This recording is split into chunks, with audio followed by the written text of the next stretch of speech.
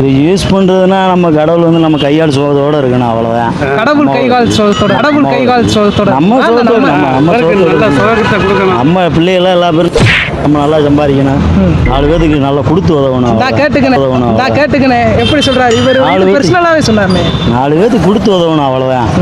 நம்ம வச்சு நம்ம அனுபவிக்க போகிறோம். 4 பேருக்கு கொடுத்து உதவணும் ஃபர்ஸ்ட் பாயிண்ட். இன்னும் ரெண்டு வந்து என்ன கேட்டுன்னா, எப்படி சொல்றதுன்னா, மாடு மஞ்சள் நல்ல பிடி விடாம அதெல்லாம் வேணாம்.